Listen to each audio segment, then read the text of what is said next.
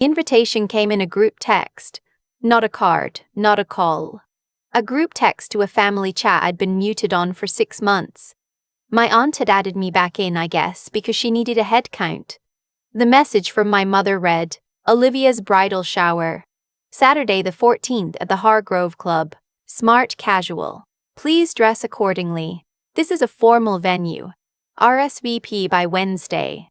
Then, 2 minutes later, a separate text to just me. Lauren, I know you've been busy with work. No pressure if it doesn't work out. Olivia will understand. The venue has a dress code and we just want everything to go smoothly. I set my phone face down on my desk and stared at the ceiling for a long moment. I work in a building 3 blocks from the Hargrove Club. I have eaten lunch there 6 times this year. I have a tab there under my firm's corporate account. But sure, no pressure if it doesn't work out. Have you ever had a family that looked right through you, no matter how clearly you showed up? Tell me about it in the comments. I'd genuinely love to know I'm not alone in this. I didn't respond to the text that night. I made dinner for my dog Biscuit, ate leftover soup standing at the kitchen counter, and thought about whether any of this was worth engaging with at all.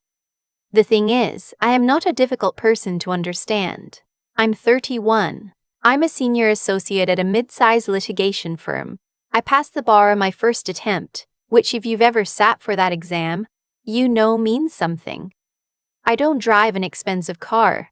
I don't post much on social media. I go to yoga on Thursdays and I call my grandmother on Sundays, and I am, by every measurable standard, a functioning adult who has her life together. My family has never seen it that way. To them, I have always been the daughter who took too long. I spent 3 years after undergrad working as a paralegal before I applied to law school, which my mother called wasting your potential. I went to a state school for law instead of somewhere with a name she could drop at dinner, which she called settling. I graduated, got a job, made partner track within 2 years, and somehow none of that registered. My sister Olivia, on the other hand, is everything they'd hoped for. She's 27, gorgeous, and engaged to a man named Fletcher, whose family owns a small chain of boutique hotels along the Carolina coast. She volunteers at a children's hospital. She has naturally good posture, and she has never once made a decision that embarrassed my mother at a dinner party. I love Olivia. I want to be clear about that. She and I have always had a different relationship than the one she has with our mother. She texts me memes sometimes. She asked for my honest opinion when she was choosing between 2 apartments last year. She is not the villain in this story. Our mother, Barbara, is a different conversation. Barbara has spent the better part of my adult life managing me. Not helping, managing. Softening my presence in rooms she considers important. Steering conversations away from my job whenever it might make someone feel like she'd done something right as a parent. For years, I couldn't figure out why she was so allergic to my success. Then I realized she told so many people for so long that I was the complicated one, the one still finding her way. That my actually having found it was inconvenient. It disrupted a narrative she'd spent years building, so when she texted me privately to suggest I sit this one out, I understood exactly what she was doing. Fletcher's family was going to be at that bridal shower. His mother, his aunts, his grandmother, women from a world where presentation is everything. Barbara wanted a clean tableau. She didn't want the daughter who took the wrong path standing next to the daughter who took the right one. What she didn't know, what I had chosen, very deliberately, not to tell her, was that Fletcher's family already knew who I was. 7 months earlier, Fletcher's mother, Constance, had come to my firm with a problem. The boutique hotel group was in the middle of a property acquisition that had quietly turned into a legal mess. A contractor dispute, a title issue, and a non-disclosure agreement that had been drafted so poorly it was barely enforceable. My managing partner handed it to me because I'd handled 3 similar cases in the past 2 years and because, his words, you don't panic. I spent 11 weeks on that case. I restructured their NDA, negotiated a settlement with the contractor that saved them somewhere in the range of $340,000, and cleared the title so cleanly that the acquisition closed 6 weeks ahead of schedule. When it was over, Constance sent flowers to the office and called my managing partner to say I was, quote, the most composed attorney she'd ever worked with. I had not told my family any of this. I hadn't told them because they didn't ask. My mother's standard question when I see her is, "Are you seeing anyone?" My father's is, "How's the apartment?" Neither of them has ever asked what I'm actually working on. I'd learned, somewhere around year 2 of my career, that sharing professional wins with them felt less like connection and more like dropping something fragile into hands that weren't quite open, so I kept it. A quiet, private fact that I carried around like a card I hadn't played yet. After my mother's text, I sat with the decision for 2 days. Then I called Constance. We'd stayed in occasional contact since the case. She'd referred 2 other clients to me, and I'd sent her a note when I read that the hotel group had won a regional hospitality award. She answered on the second ring. "Lauren," she said warmly. "How are you?" "I'm well, thank you," I said. "I'm actually calling about something a little unusual. I understand you'll be at Olivia's bridal shower at the Hargrove Club on the 14th. A pause, then a small laugh. "Oh, of course. Small world. Smaller than I realized," I said. "I just wanted you to know I'll be there. I wanted to tell you myself in case it was." "Oh, I'm delighted," she said immediately, no hesitation. "Fletcher talks about Olivia's family, but he's never mentioned. You're her sister?" "I am." "Well," she said, and I could hear the smile in it. This just got a lot more interesting. I didn't tell her anything else. I didn't need to. On the morning of the 14th, I got dressed without ceremony. I pulled out a navy sheath dress I'd bought for a client dinner last spring. Understated, well cut, nothing showy. I did my hair the way I do it for depositions, back, clean, professional. I looked in the mirror and felt exactly nothing dramatic, which is the feeling I trust most. I texted Olivia, "See you soon. You're going to be a stunning bride." She sent back 3 heart emojis and a photo of her veil. I drove to the Hargrove Club and handed my keys to the valet, who recognized me from the lunch account and said, "Good morning, Ms. Reyes. Small things matter." The event was in the garden room. Pale linens, white roses, those little cucumber sandwiches that look prettier than they taste. I arrived exactly on time. My mother was near the entrance, arranging name cards, and I watched the exact moment she registered me. Her hand went still. Her expression did the thing it does when she encounters a situation she hasn't pre-approved. A kind of rapid recalculation behind the eyes. "Lauren," she said, "you came." "Of course I came," I said pleasantly. "It's my sister's bridal shower." She opened her mouth, closed it, and then arranged her face back into something hospitable and moved away to greet someone else. I found my name card at a table near the window. She put me at the end, away from the family tables, and I went to find Olivia instead. Olivia grabbed my arm and pulled me into a hug that nearly knocked my earring out. "I'm so glad you're here," she said against my shoulder. "I told Mom to text you. I didn't know what she actually said." "It's fine," I said. "You look incredible." "Fletcher's mom is here somewhere. She's been so sweet." "Oh, there she is." And that was the moment. Constance was crossing the garden room toward us, and she was not crossing it the way you cross a room to politely greet a guest. She was crossing it with intention, with the energy of someone who has spotted exactly who they were hoping to see. She bypassed 3 of her own relatives to reach us. "Lauren." She took my hands in both of hers. "I was hoping you'd be here." Olivia looked between us. "You 2 know each other?" "Know her." Constance laughed gently. "Lauren is the reason we still have the Ashford property. I cannot tell you how much this woman's work means to our family." The garden room was not a large space. Sound carried. I saw my mother stop moving near the gift table. I saw her turn. Constance was still talking, warmly, genuinely, the way people talk about someone who actually helped them. And I watched my mother's face process it. The sequence was confusion, then a flicker of something that might have been pride, then the more complicated thing underneath it, The realization that she had been wrong for a very long time and in front of people who now knew it too. Fletcher's aunt appeared at Constance's elbow. "Is this the attorney? The one who handled the Ashford deal?"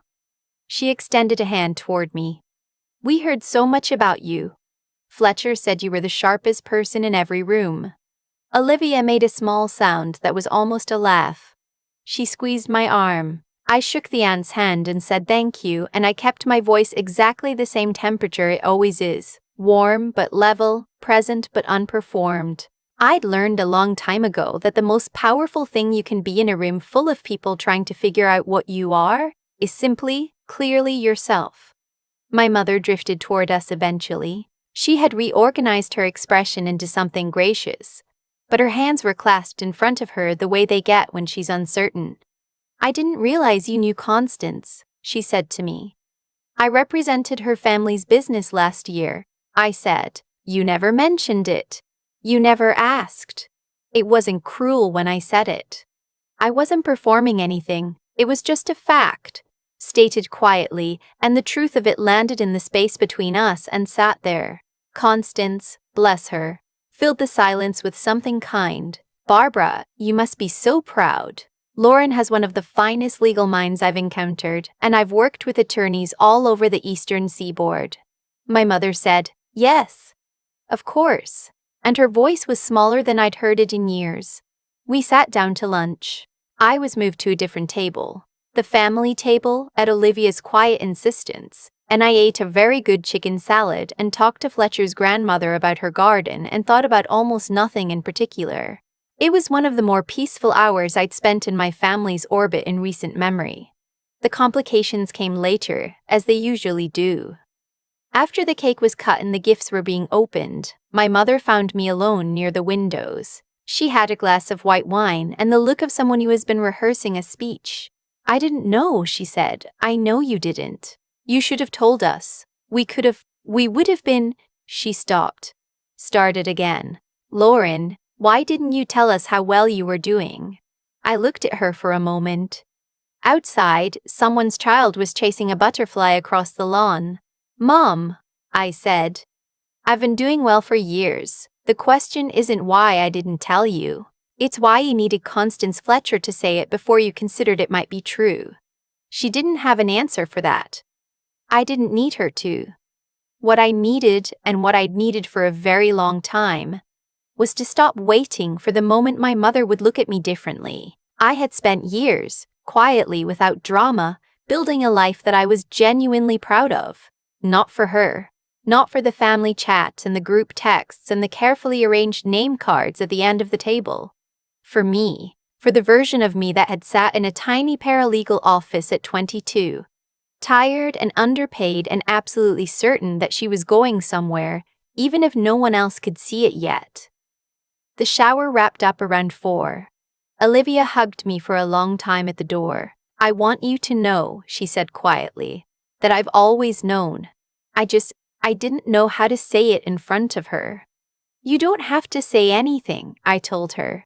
"Just don't let her write me out of your wedding." Olivia laughed, a real one. "You're reading a poem at the ceremony." I already told Fletcher. I drove home in the early evening light, Biscuit asleep in the back seat because I brought him along and left him with the valet's goodwill and a treat from my purse. The city was doing that thing it does in October where the light goes gold and horizontal, and everything looks like the last page of something good. My phone was full of messages. A long one from my mother that I didn't open. 2 from relatives who had apparently been at the shower and wanted to reconnect. 1 from Constance. Just a simple, "So lovely to see you today.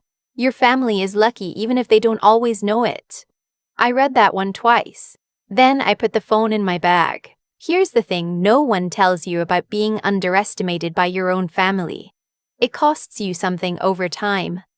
Not your confidence. If you're lucky and stubborn, that holds. But it costs you a certain kind of ease, that lightness that other people seem to carry into rooms where their families have always believed in them. I had learned to move without that lightness for so long that I'd almost forgotten it was supposed to be there. But sitting in my car outside my apartment building, watching Biscuit snore in the rearview mirror, I felt something close to it.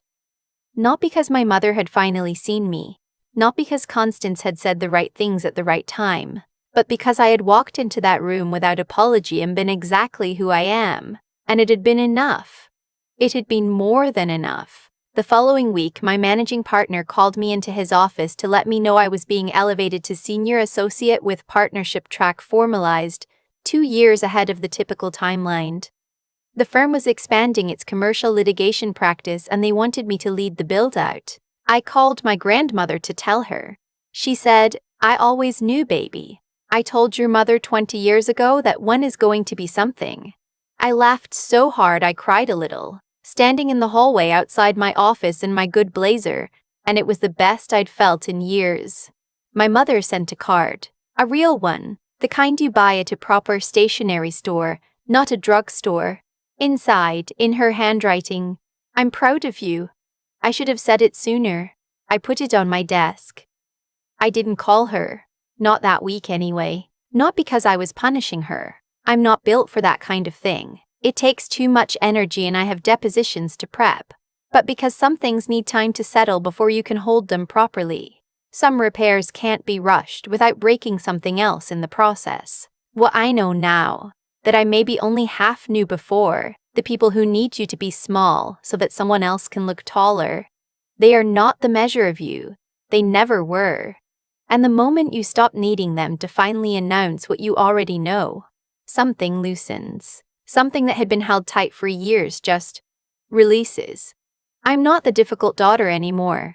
I'm not the one who took too long or settled for less or failed to live up to some standard that was always going to shift. I am a 31-year-old attorney who is genuinely good at what she does, who loves her dog and her grandmother and her sister, who eats soup standing at the kitchen counter sometimes and considers that perfectly fine. The Hargrove Club has a nice garden room, by the way, better than I remembered from the lunch visits. The roses were real. Some days the only thing left to do is walk into the room they didn't think you belonged in, sit down at the table they forgot to set for you and let the work speak. Not for them, for yourself.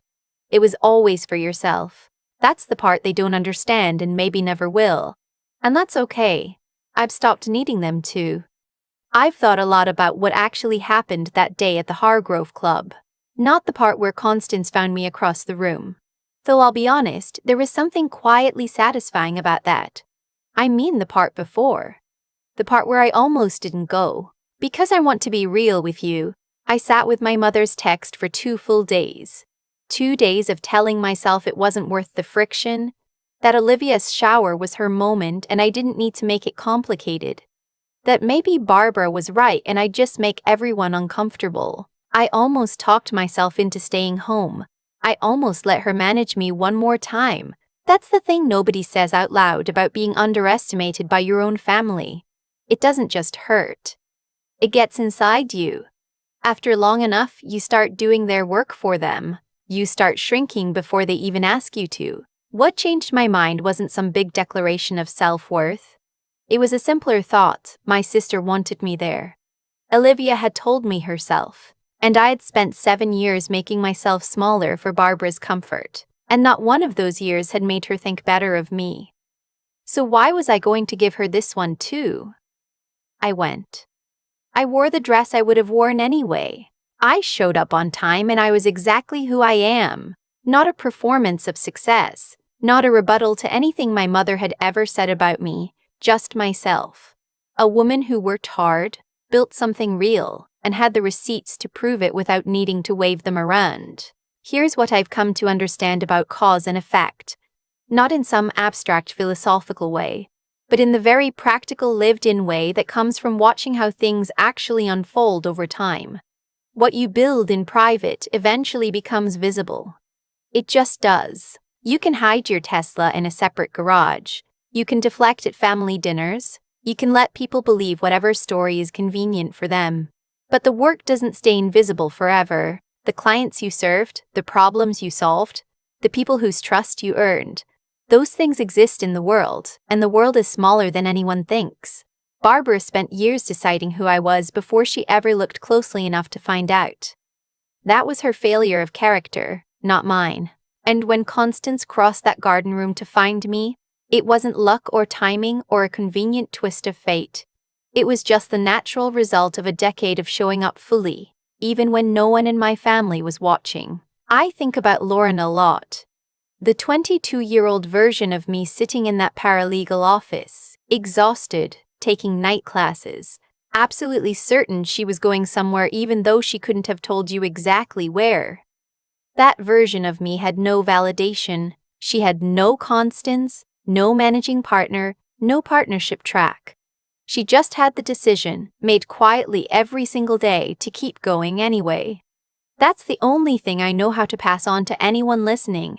Integrity is what you practice when the outcome isn't guaranteed. Resilience is not the absence of doubt, it's continuing despite it.